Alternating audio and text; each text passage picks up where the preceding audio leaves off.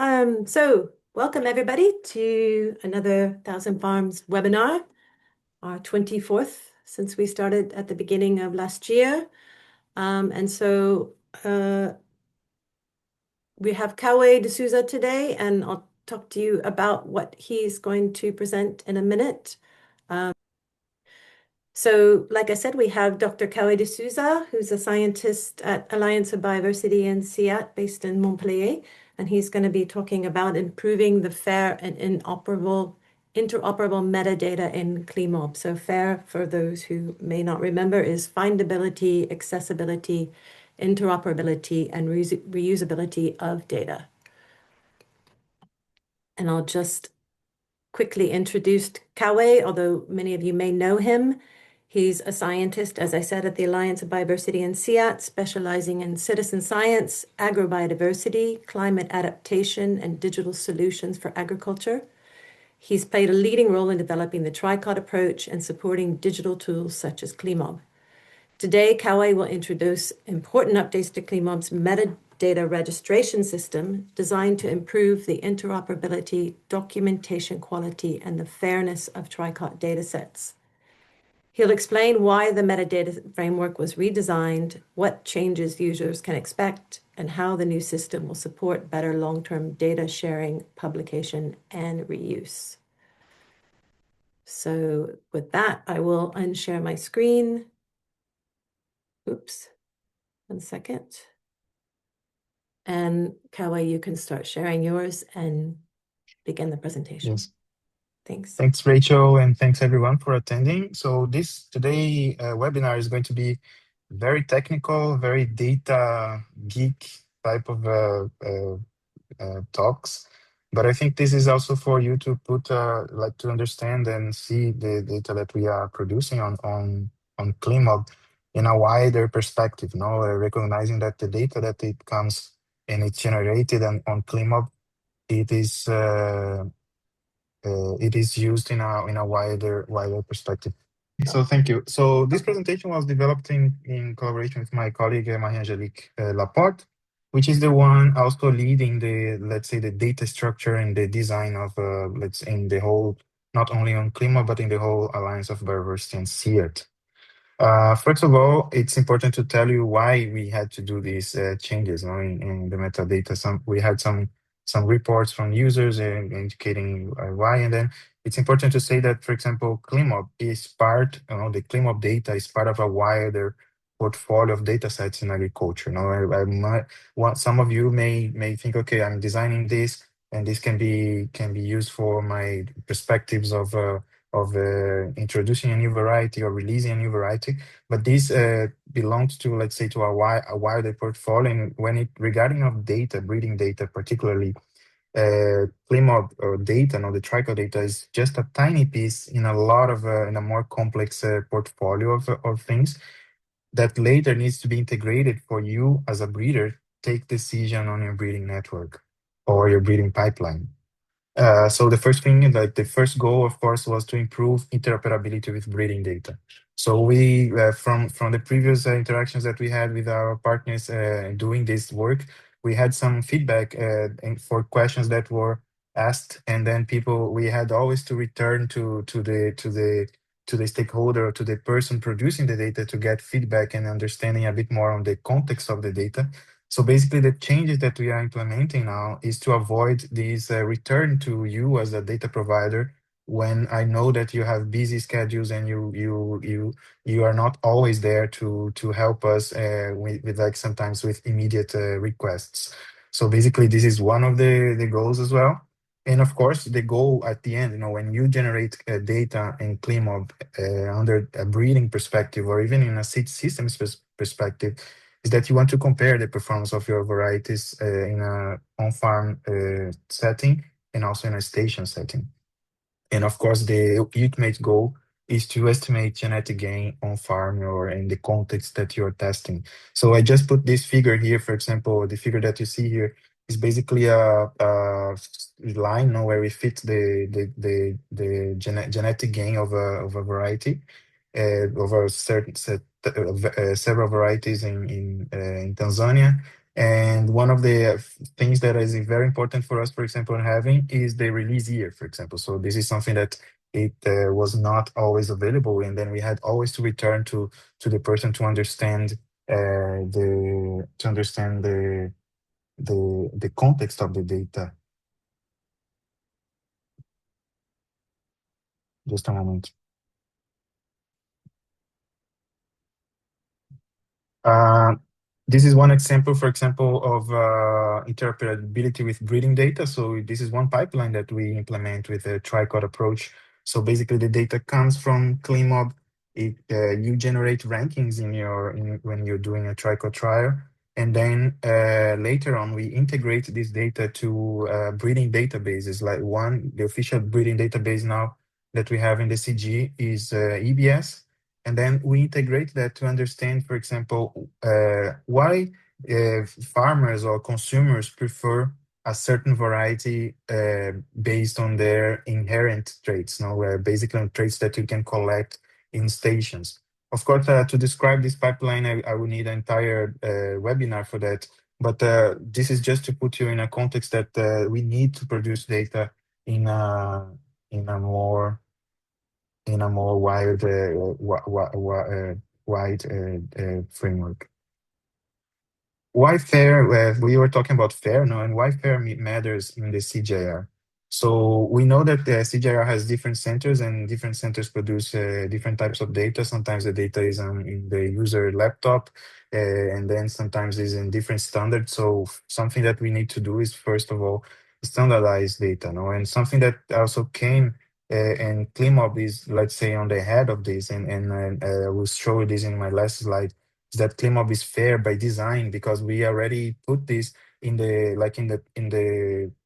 top lead of this era of talking about data, because we are basically pushing the barriers on that sense. The data is produced by many partners and many projects, and we already showed, for example, with the data that has been generated by ClimMob, that we can integrate that in a much more easy, and then I put the easy between upper commas because sometimes it takes time, and generally the time that takes when you integrate data is just because sometimes we don't have full information on the data that is generated, and then we always need to come back to the person to ask for new questions on the context of the data. And for those that actually, the name of this context of data is basically called metadata, it's data about data. And then when we go for FAIR, we are reducing fragmentation, we are reducing enable the data reuse, and we are supporting automation and also reducing the overload of requests to the data generators. One example that I can demonstrate, some of you, I don't know if everybody in this room got my emails last year with questions to you asking for more context on a data publication that we are preparing on the tricot data.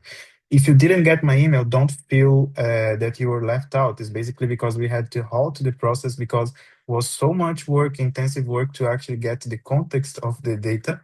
And then we were actually still working on the people that were already in the first batch of the data publication. But for example, there are lots of gaps that needs to be filled. Now we still have 50% of the data to be processed. And the main thing is that we always need to get more context. And by doing the new redesign of the metadata, we will be able to avoid this issue for the next batch of data to be generated for publications and for the public, as a public good. And why fair matters to you, and you say, okay, you've been talking a lot about data and I only care about what is going on in my breeding pipeline. Again, now, for example, in the CGIAR, we have been trying to do lots of work, for example, using AI to help breeders in taking decisions. So for example, when you use AI, this means that you're feeding the AI with data. And when you feed the AI, you need to have a context in the data. Otherwise, you will be just ending up in a concept that we called garbage in, garbage out. We are basically throwing lots of things that don't make any sense to the AI, and AI will just really give to you lots of the data that are not information that are not actually relevant for what you are aiming to.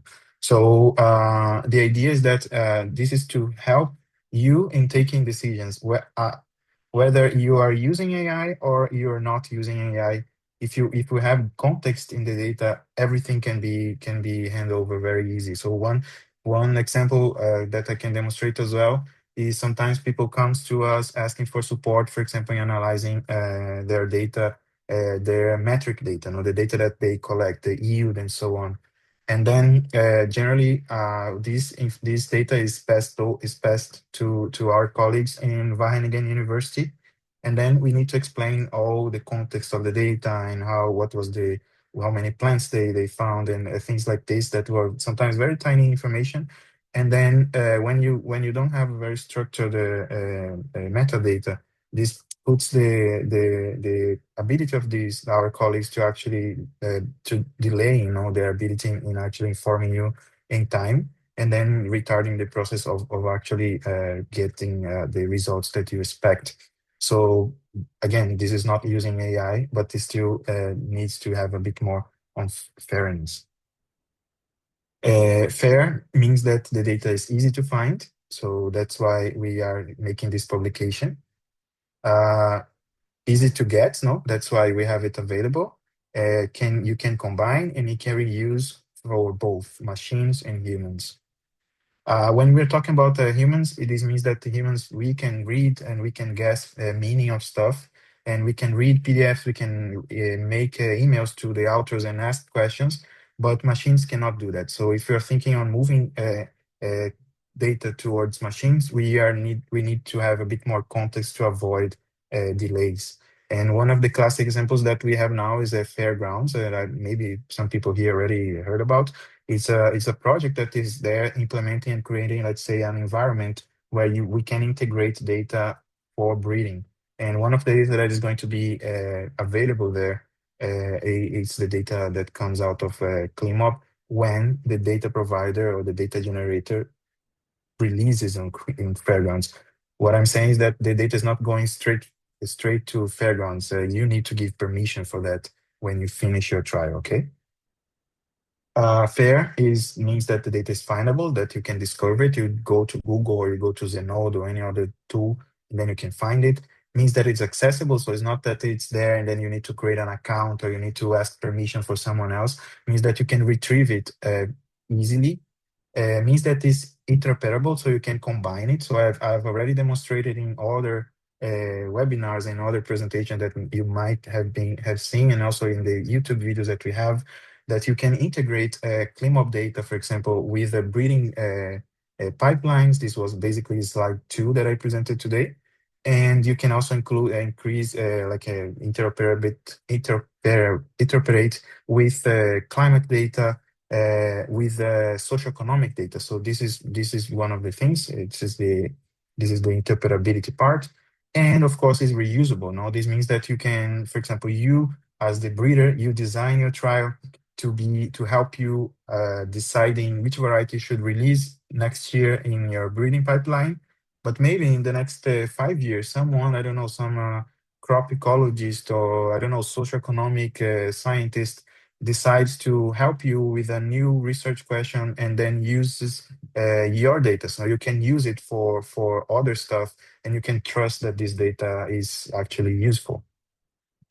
Again, as I said in the beginning, ClimMob is fair by design. Why it's fair by design? Because, for example, when we established ClimMob, we had a role or like governance. Now there is people that has roles in the trial, in the design of the trial. There is an agreement to publish the data with defined sharing license. So, for example, when these people that I contact for this publication, we had the contact direct, and then there is this kind of agreement, authorship recognition and rules for that as well. When we are doing the project planning, for example, we use templates or SOPs for that.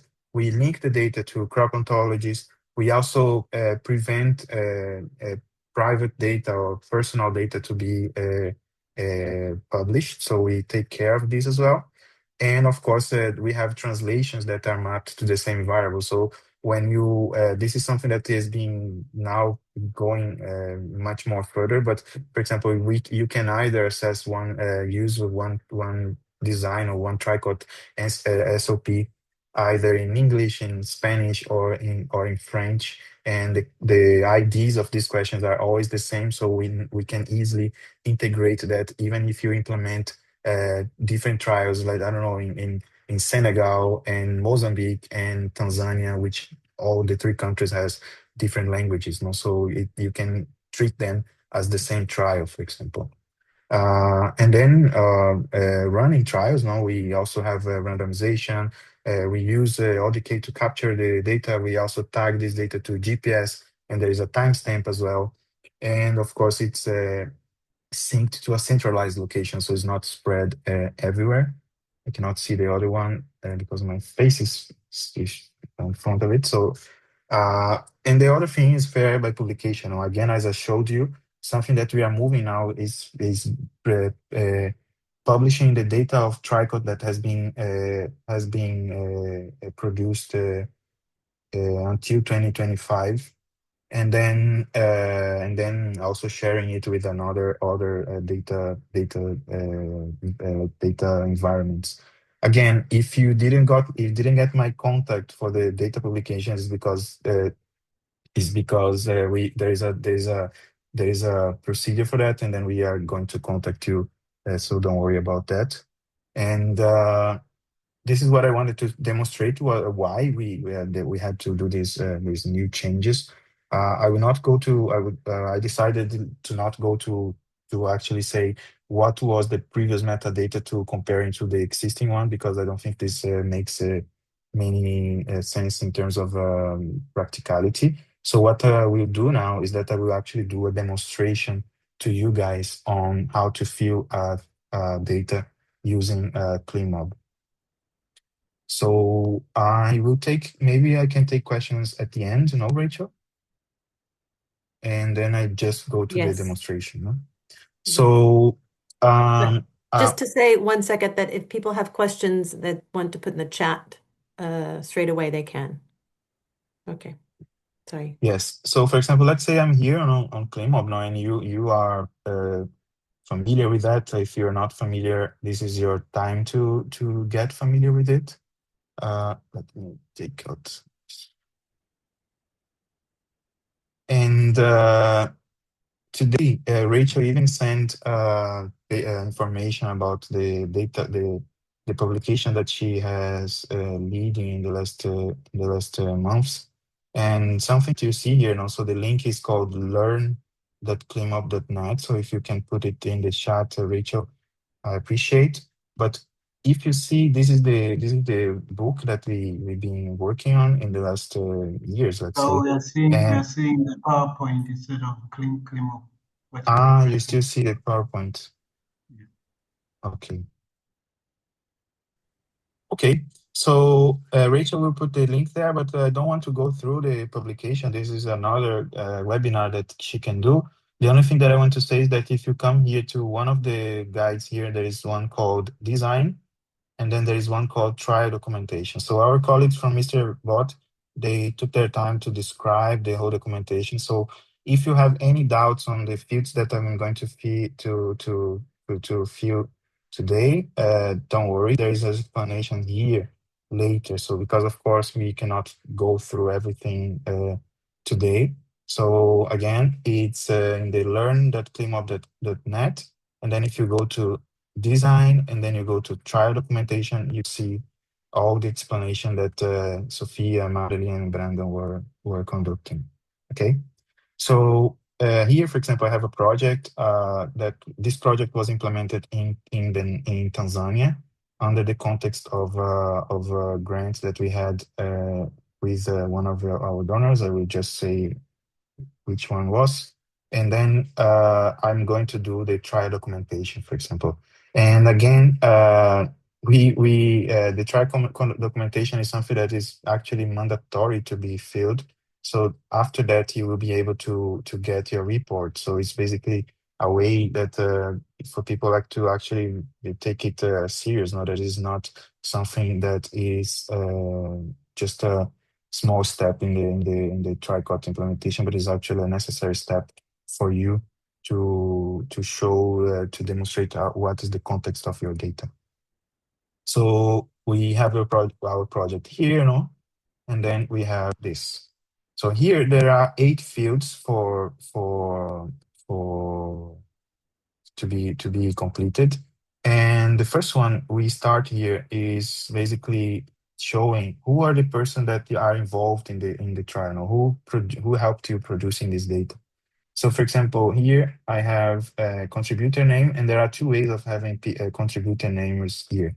So the first name is to just look for the users that you have on ClimMob. Now, so let's say Abdul, for example. So Abdul was one of the data producers.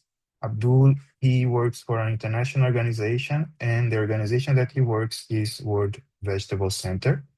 And then there are 2 contribution roles here. One is from data site, and the other one is from credit. If I'm not mistaken, maybe I'm confusing, but data site is for what was your role in the project that implemented this trial. And credit gives to you the credits for what was your role in the scientific part during this implementation of this project. So one is for your role in the operations, let's say, and the other one is for your role in the scientific part, in the, let's say, in the creativity, in the intellectual part. Okay. So for data side, for example, Abdul was a researcher, and then he was responsible for example, for the investigation, and he was also responsible for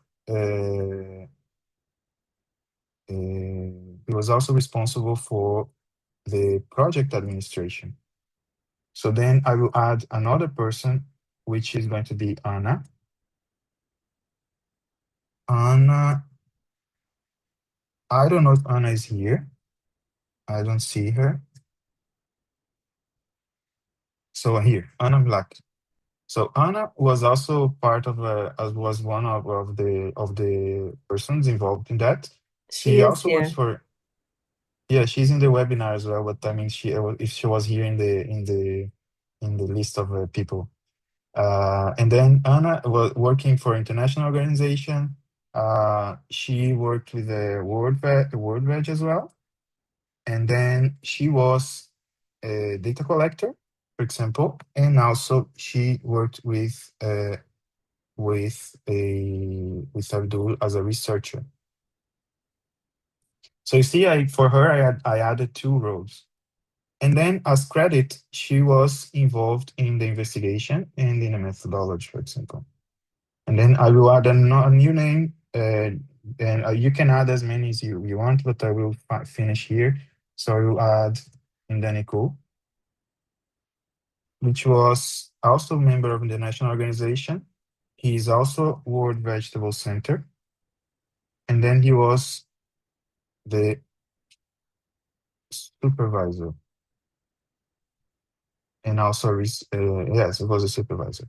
And then as credit, I will put conceptualization and funding acquisition. And then I will save.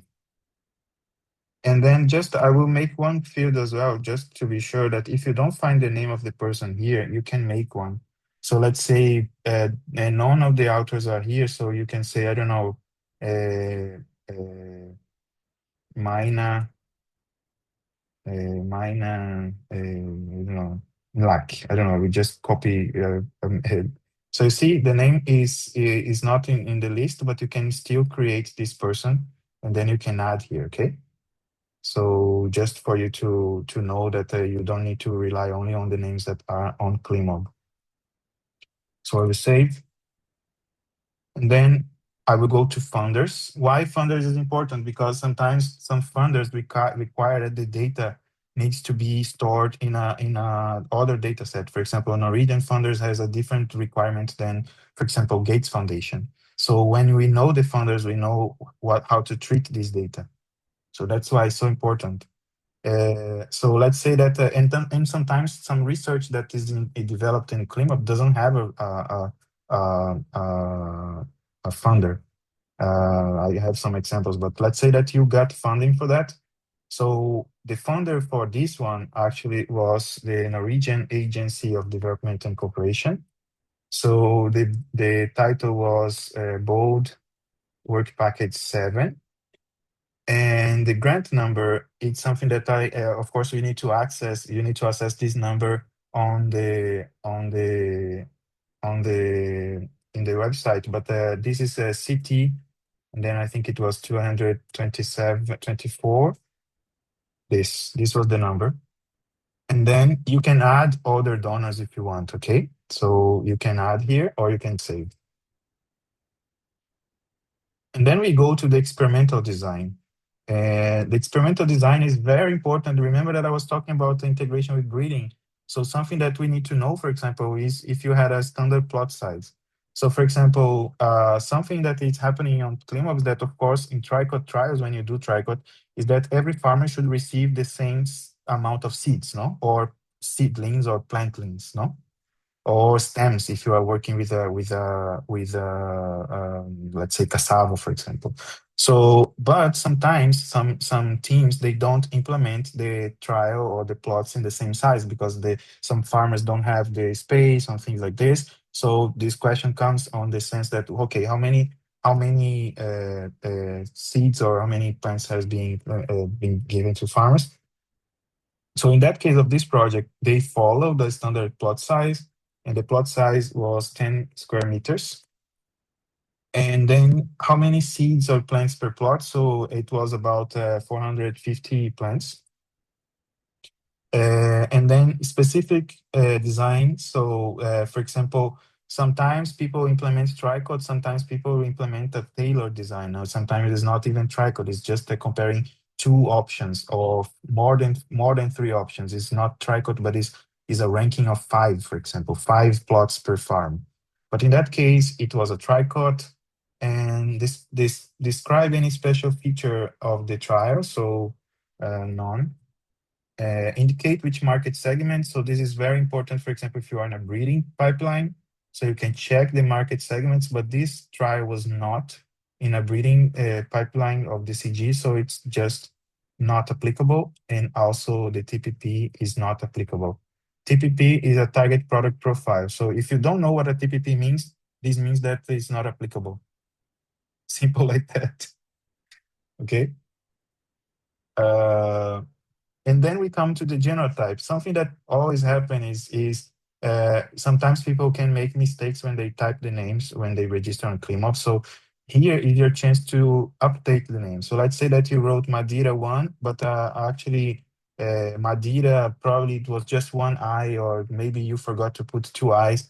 So if you need to replace the name, if you need to create a new name or fix the name of the varieties, this is the field that you can fill. You don't need, if you don't need to fix the names, you just leave it empty. And then something that you need to do is that you need to inform the person that is going to analyze your data. What was the role of this variety in your trial? So in the case of Madeira, for example, this was a commercial check. And Inguruma was also a commercial check. And then all these Avan here were considered evaluation entries. Again, if you need to know what all of these things means, you need to go here to trial documentation, and here there is a description of what all of this means, okay? And then if you have the year of release of these varieties, this is going to be amazing. If you don't have it, it's okay if it doesn't exist. And also the origin. So for example, the origin of these materials are basically word veg. So all of them come from veg. And then you can even put the target rates. For example, in that case, you can say, okay, the target rate was product quality, for example, and then you can fill in more information on the varieties that you tested. So once you finished, you save. And then it comes to the part where, and I'm running with the time, but remember that this webinar is being recorded, so you can come back later if you have questions, because this is going to be available on YouTube in 1 or 2 weeks. So don't worry, okay? If I'm running on the time, it's on purpose.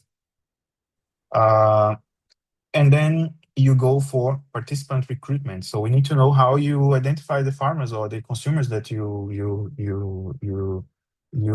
engaged in your project.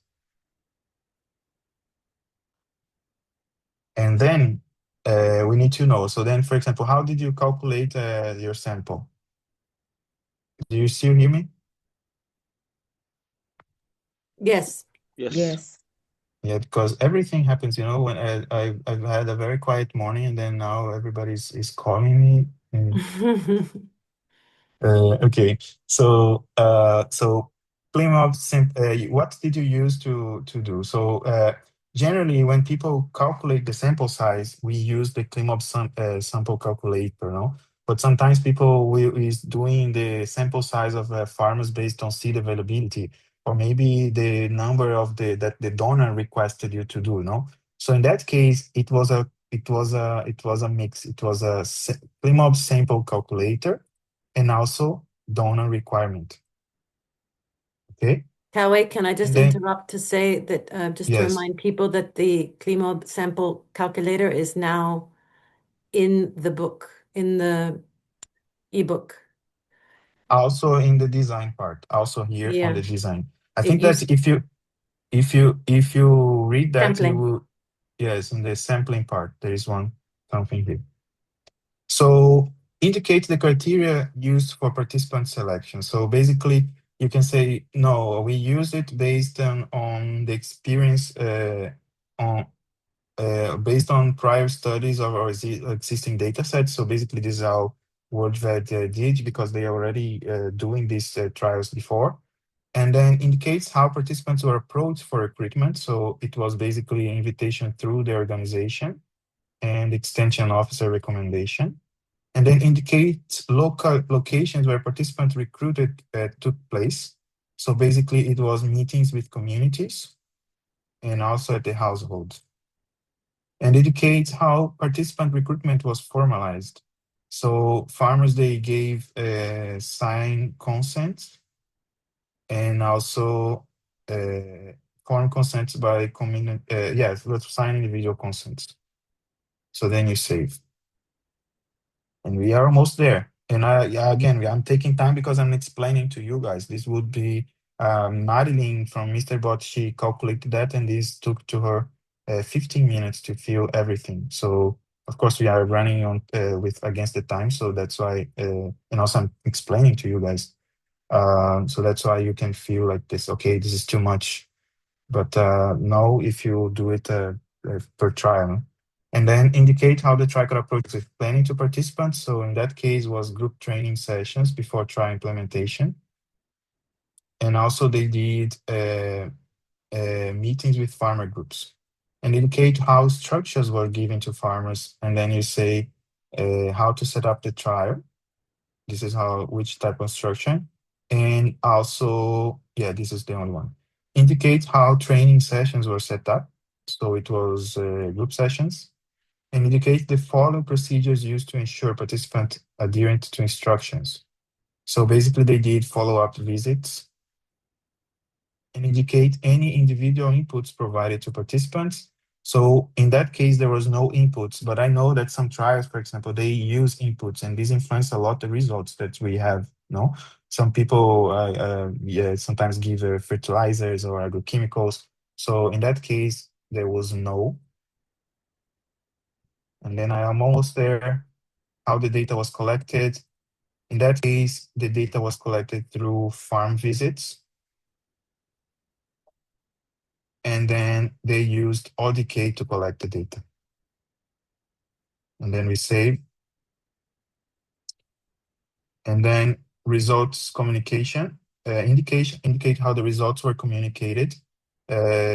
Sometimes people don't communicate, but in that case, it was communicated in feedback sessions. and also groups. And we save. And now, once we finished, you can create your report now because it's available for you.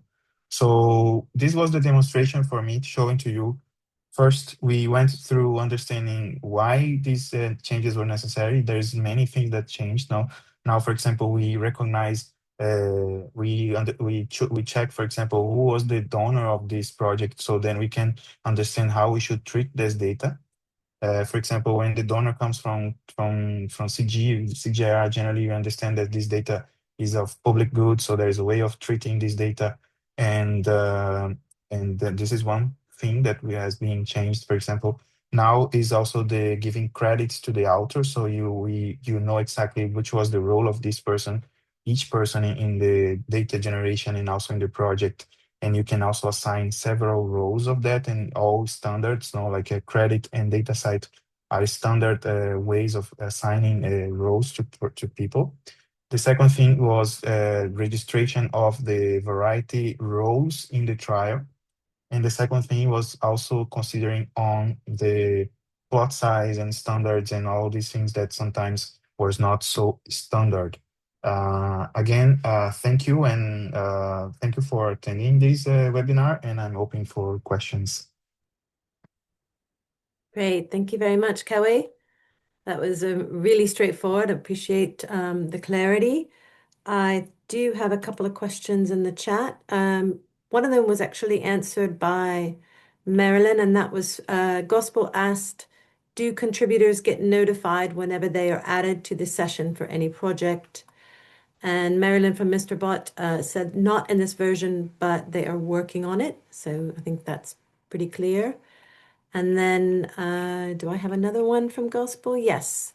Will the trial documentation session be included in the report generated? That's to you, Kauê. Yes, I just told her this is not going to be right away implemented because it needs to be tested and so on and also validated. So the idea is to do it, but not right now. But the data the metadata that is there, it will be exported. So when you choose to export your data, there is going to be an export button there. So when you choose to export, you are going to get all the metadata with you. And of course, this is going also to be added to the report as part of the, let's say, describing the report. And it will be really interesting because then the report will not be so stuck and also so like it will have a bit of taste, to every person that implemented, because it will change based on the way that this was implemented. I see there is one question. Yeah. Okay. Thank you, Kauê. Raised hand from Arantona. Go ahead and unmute. Yeah. Thank you so much. Good afternoon, everyone. It's Adetona from Tat Clearinghouse based in Benin. So excellent presentation. I'm very appreciative because today I have a one tools. I can use it for my work. So now for these tools, I have a two small questions. The first of all is about for the what is it about for the Gobo Collect. Gobo Collect is another tool. Sometimes we agroeconomists use it for the data collection. What is it? Is a complementary tools for the fair, or is another opposite of the fair? Is a complementary? What way? What is a complementary? The second question, did you get me? Can you, hello, Kauê? Yes, is okay? yes. Yeah, the second question is this one also is about for the government level, policy level. Yeah, I want to know how do you collect the data from this target, because it's very difficult to get the data. How can you collect the data and the data will be relevant? Will be smart. Thank you so much. Well done. Good presentation. Appreciate. Thank you. Can you repeat the last question, please? Sorry. Yeah, the last question is about how did you collect the the data from policy level, government level, decision maker level, because sometimes it's very difficult. How can you do have a strategy mechanism for that? The data will be effective, will be smart, because you have this way they have very corruption issues there. Thank you so much. Yeah, you actually made a very, very difficult question for me. I think I don't know if I am on if I have even if I have the knowledge to reply that one. But on terms of let's say policy maker, what we aim with this data is to have a better framework to actually help you as a trial implementer on translating the data that you generate towards action, decisions that you can make to influence policy making decisions. But regarding on the question that you made on how this data is produced, and for this, I think that I am afraid I cannot answer that question in the sense that I don't have an answer for that. That's And the second question that you asked, you said Google Collect or is Kobo Collect? Because there is one tool called Kobo the Collect. Kobo Collect. Kobo. Excuse So my pronunciation. Yes, Kobo Collect. yes, so Kobo Collect is the same thing as ODK. They are brother and sisters. So I know, as far as I know, I've seen lots of people in other countries in Africa using Kobo Collect to collect data with ClimMob without any trouble. So you can, if your field workers are much more used to work with Kobo Collect, you won't see any difference. And Kobo Collect is basically a brother of ODK, so no issue, no problem. Stephen. Yeah, I guess it's more of a transferred comment. I realize when you fill the metadata, I think you get more information right now. And what the question I normally get is, what do you now put in the description? Because most times people do fill the metadata at the end, and even some of the details they do not have. And so sometimes if you've not put these details somewhere else, and then it becomes a problem. In the past, what you've described, some of these things we used to put in the description, but now people think that the description is no longer needed because I'll provide this detailed information at the end. Yes, and actually you Stephen is one of the few people that I know that actually do a very good description of the trial. I always say that when you first shared the project with me 5 years ago, I was impressed how extensive the description was. And basically your approach of doing the description was one of the things that actually led us to have a better structure for the metadata, because not everybody will think like you did. So we thought, okay, how can we make people actually feel a template that will lead us to have the same description that this guy had back in 2020, 2019. It was, wow, 7 years ago. So this is basically why we moved. And again, I think that the description now of the trial, it's more about this very short description. We don't expect any more deep description as you did in the past, because now we can get this data from this structured way, based on the things that you actually inspired us years ago.